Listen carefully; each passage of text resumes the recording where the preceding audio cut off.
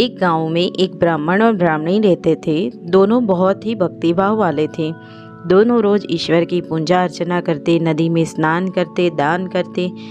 ये सब करते करते दोपहर हो जाती। ब्राह्मणी थक जाती। वह हर रोज ब्राह्मण से कहती कि अब मुझसे घर का काम नहीं होता है, काश कि ईश्वर ने हमें एक बेटा दिया होता। थोड़ा बहुत बोलकर फिर से अपने काम में लग जाती। अब थोड़े दिन के बाद अधिक मास आने वाला था और ब्राह्मणी चाहती थी कि वह अधिक मास में पूरी श्रद्धा भक्ति से स्नान दान और ध्यान करे, मगर घर के काम की वजह से यह नहीं हो पाएगा। एक बार ब्राह्मणी को रात को नींद नहीं आई। उसने सोचा कि क्यों ना मेरे लिए घर पे एक बहू आ जाए जो घर पर सारा काम कर ले और वह अधिक मास में श्रद्धा भक्ति से स्नान दान और ध्यान कर सके। सुबह उठकर ब्राह्मण से इस बारे में यह कहा। ब्राह्मण बोला कि तुम पागल हो गई हो, बेटे के बिना हमें बहू कौन देगा। तब ब्राह्मणी ने कहा कि ये लो पगड़ी, इस पगड़ी को लेकर जाओ और जहाँ आपको कोई सुशील आज्ञाकारी बहू दिखे उसके माँ बाप से मैं जो बोलूँ वह बात कहनी है, समझे। ब्राह्मण मान गया। वह हाथ में लकड़ी लेकर थिरिंग थिरिंग करके आगे बढ़ा।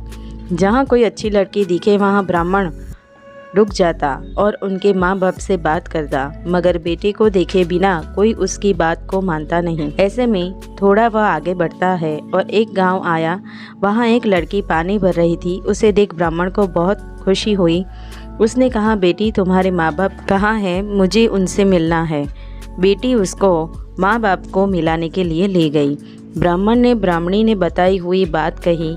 मेरा बेटा धर्मशास्त्र का ज्ञानी बनने के लिए पढ़ाई करने के लिए गया है। वह बहुत ही गुणियल है। अगर आपको मेरे बेटे के साथ आपकी बेटी का ब्याह करना है तो ये उसकी पगड़ी है। इसके साथ 3 फेरे लगाकर आपकी बेटी को मेरी बहू के रूप में मेरे घर भेज दो। मेरा बेटा जब पढ़ाई करके आएगा तब वह चौथा फेरा करके शादी पूरी कर लेगा।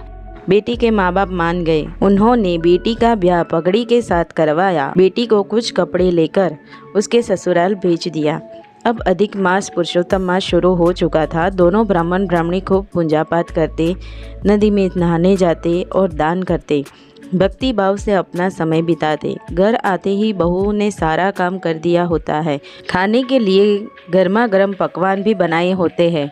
थोड़े समय बाद बहू ने ब्राह्मणी से कहा कि आपका बेटा कहाँ है। तो ब्राह्मणी ने कहा कि हमारे घर के 7वें कमरे में वह पढ़ाई कर रहा है, मगर उसे हमने ताला लगा दिया है ताकि उसे कोई डिस्टर्ब नहीं कर सके।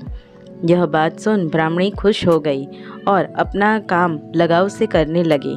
इधर आड़ोस पड़ोस में बात होने लगी कि घर में एक लड़की रहती है, वह कौन है, चलो पता कर ले। बहू बाहर बर्तन घिस रही होती है। तभी पड़ोसन उसे बुलाकर बोलती है कि तुम कौन हो। बहू ने बताया कि मैं इस घर की बहू हूँ। तब पड़ोसन बोलती है कि बहू, लेकिन ब्राह्मण ब्राह्मणी को तो कोई बेटा ही नहीं है। तब बहू को बड़ा धक्का लगता है। वह ब्राह्मण ब्राह्मणी के आते ही पड़ोसन की बात करती है। तब ब्राह्मणी बहू को समझाती है कि आज पड़ोस वाले हमसे जलते हैं। उन्हें पता ही नहीं है कि हमारा लड़का पढ़ाई के लिए 7वें कमरे में बैठा है, सो तुम उनकी बातों पर ध्यान मत दो। बहू उस दिन सो नहीं पाई। उसे समझ में नहीं आया कि कौन सच बोल रहा है।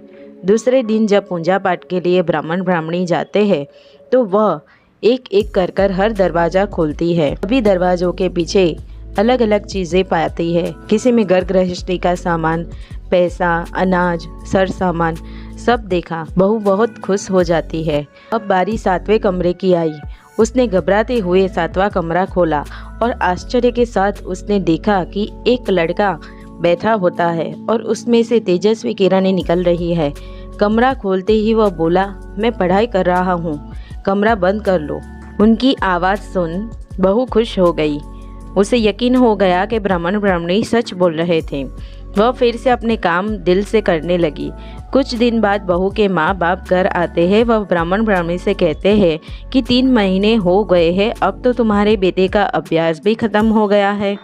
7वें कमरे में से उसे निकाले और हमारी बेटी के साथ उसका चौथा फेरा जो बाकी रखा है वह पूरा कर दे। ब्राह्मण ब्राह्मणी घबरा जाते हैं क्योंकि उनका तो लड़का कोई है ही नहीं। फिर बहू 7वें कमरे की ओर जाती है और ताला खोलती है। दोनों ब्राह्मण ब्राह्मणी खूब घबरा जाते हैं, मगर दोनों के आश्चर्य के बीच एक तेजस्वी पुरुष बाहर आता है और ब्राह्मण ब्राह्मणी को माता पिता कहकर अपना चौथा फेरा पूरा करता है। यह देख दोनों सोचते हैं कि यह हमारे अधिक मास में स्नान, दान और ध्यान करने का ही नतीजा है। दोस्तों, अधिक मास आने ही वाला है, आप भी उसमें स्नान, दान और ध्यान कीजिएगा। ऐसे चमत्कार आपके साथ भी हो सकते हैं। बाय। जय श्री कृष्ण।